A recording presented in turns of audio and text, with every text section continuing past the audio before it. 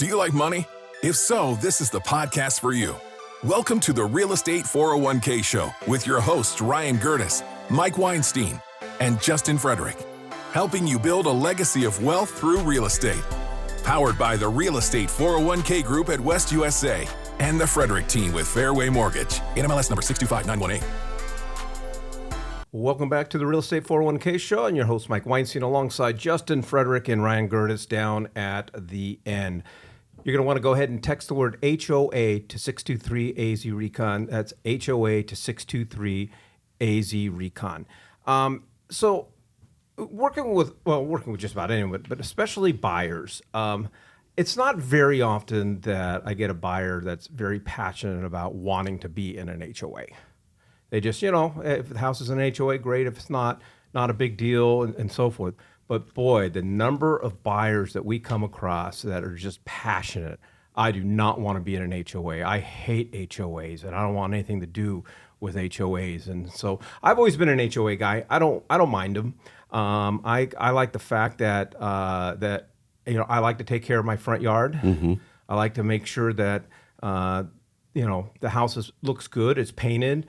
I don't like my neighbors parking their cars on the front lawn. A little bit of a snob like that. But so for me, that's one of the hugest advantages of an HOA. Though I do understand, the fights that you can have with your HOA and so forth. What do you guys think? Oh, go ahead. You go first. I think they're Nazis. I hate them. There's only been a couple of them that I've seen that I feel were reasonable, right? Like these ones that are charging like $300 a month, and you have like a half-acre little like cheesy playground on it, and like where's that $300 a month going? Like I don't get it. And I go over there and I see how poorly mismanaged they are, and they have no solvency. They overpay like crazy for landscaping and lawn care and whatnot. I mean, I know what these things cost, and when I've looked at their spreadsheets, I'm like, you guys are clearly there's some backroom deals going on here, because who the hell pays $500 for like an hour worth of lawn care? Basically, is kind of like how it penciled out to it, and so it's all those things. So as far as ownership goes, I've owned many homes with HOAs.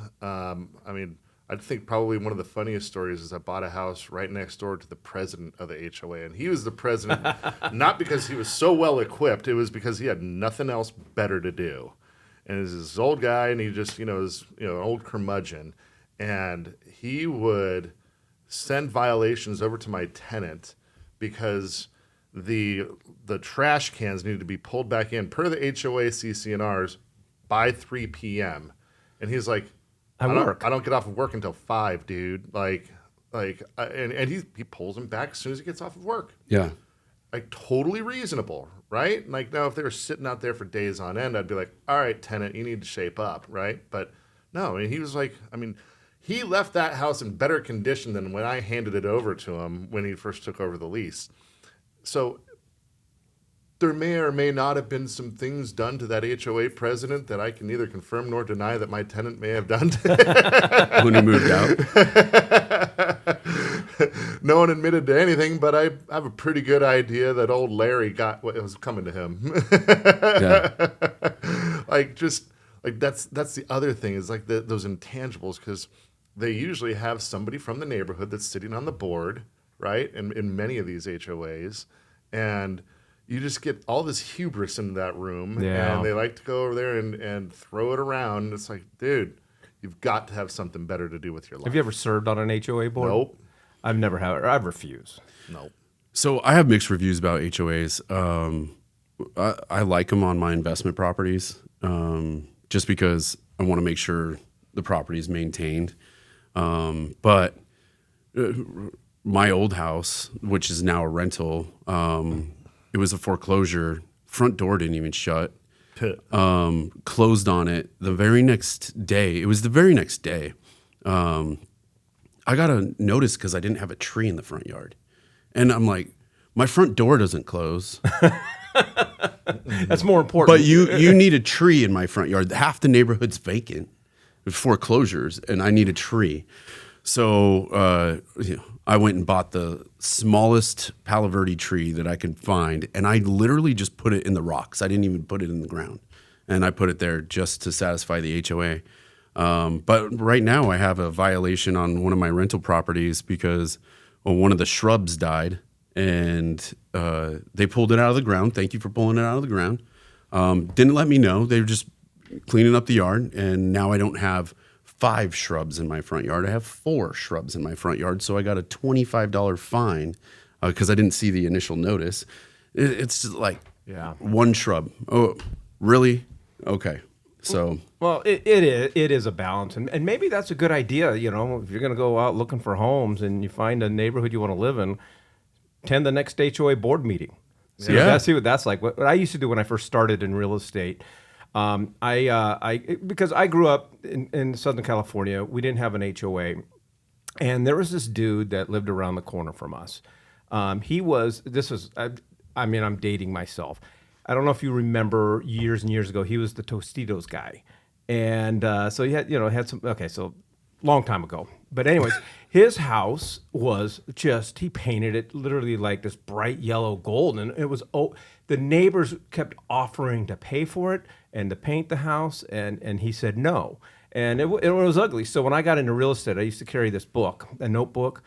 And I had like 7 to 10 pictures of homes not in HOAs with things like cars in the driveway and like how bad a house can look. And so when people get into the car and they're like, yeah, well, we don't want an HOA. Okay, just go through this book and just so that you understand what can happen if your house is not in an HOA. Yeah, I've never had a problem with that. I mean, I think it's also, how you're managing it. So I have many properties not in HOAs right now, and they're pretty damn well taken care of, but they know that we're over there on the job. Like we're over there managing it. We're keeping in contact. We're doing our drive-bys. We're doing what we're supposed to be doing as a landlord, right? And so I haven't had to run into any of those issues yet. I mean, we have one over there, one HOA, and we've had to, bark up their tree every now and then because the weeds got a little bit too out of hand once or twice. But what I appreciated about that HOA, we've never been fined. They just giving us notices. Hey, take care of this, and I'm down with that. Because our tenant letting the weeds and let the tree die. Yeah. Oh, and then this one, our HOA over there on the golf course. Oh yeah. So whoever the Yahoo was that was adjusting the sprinkler system had it so that the sprinkler was going right on our wrought iron fencing, like fencing. Right? And so washing off the paint and then causing rust. And then they go over there and they hit us for not having a painted fence or painted wrought iron and that it was rusting. And I'm like, you sons of bitches. Yeah. Only reason you pay for this. Yeah, that's on you. So we had they caught a taste of nasty Ryan. But did they paint it for you? No. They gave us some money for it. They did? Okay. Mm-hmm. Yep, they gave us some money Yeah, for the worst one I ever had, it wasn't a big deal, but the most ridiculous fine that I ever received from an HOA was apparently my garbage cans were too dirty on the outside. And I got hit up to clean. Was that in the CC&Rs?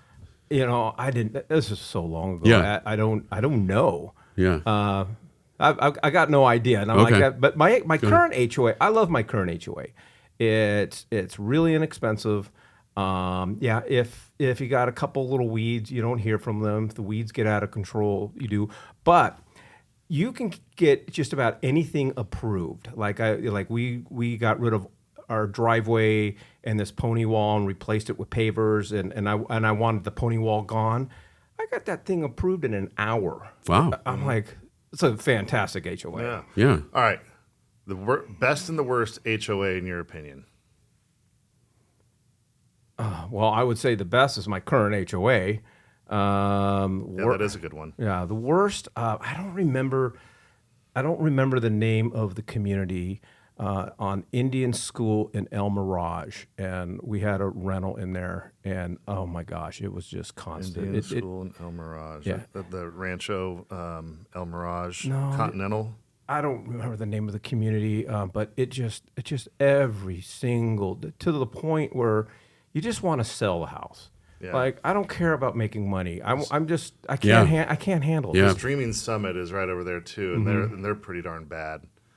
In my opinion, Sun City. I don't know how the hell they get away with a $1,500 rec fee. Crazy. Rec fee? Shut up.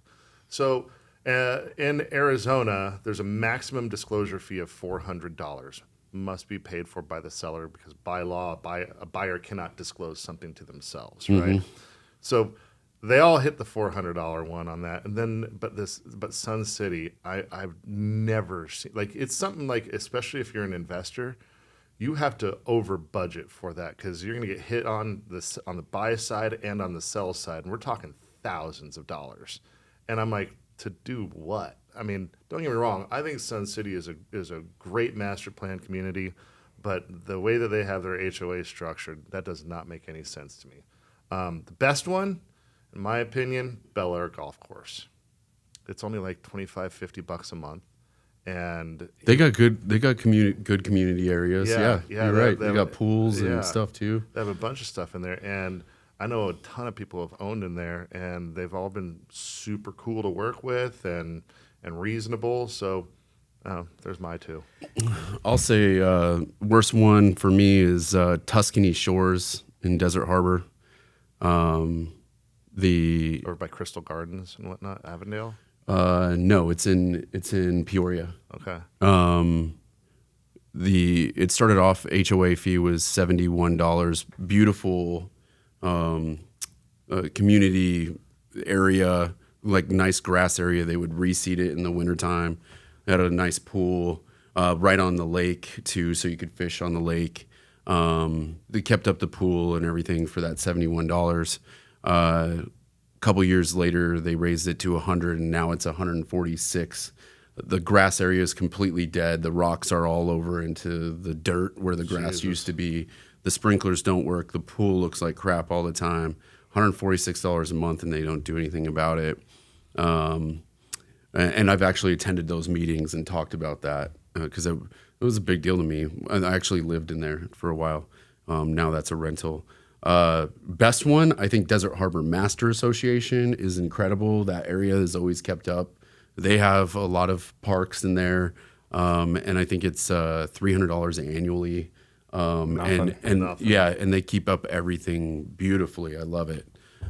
So yeah, that's mine. Well, you brought up, Justin, the CC&Rs, and we haven't talked about this in a while, but I think it's important for homeowners to know about a ruling. I think it was about a year and a half ago, a ruling from the Arizona Supreme Court. And so what was happening was, all these HOAs have their CC&Rs. And then people started to, short-term rentals started to become a thing, Airbnb, VRBOs. And so these HOAs, they would amend the CC&Rs and saying, okay, well, you can't now have anyone in there less than 30 days and so forth. Or someone would go and put a gazebo or, something with the structure, but the HOA had amended the CC&Rs to say you can't do that. And so the Arizona Supreme Court ruled that if there's no language in the original CC&Rs, so if the original CC&Rs doesn't discuss anything about rentals and any type of rental restrictions, or it doesn't say anything about commercial vehicles, but then down the road they amended it, then that amendment is no good. So so what that means for homeowners, especially if you're buying or you've done something and you're fighting with the HOA over something, look at the original CC&Rs, because we had I remember Ryan and we had two different houses. One house, it wasn't two, it was my house. At one point, I was thinking about moving, and I wanted to turn it into an Airbnb. So I got the original CC&Rs and so forth, and there was just enough language. And our attorney, Christopher Charles, he's like, he goes, I wouldn't represent you. And I'm like, okay. I needed to hear that, yeah. But then Ryan had mentioned our one on the golf course, because they did have amendments saying that you can't have short-term rentals in there.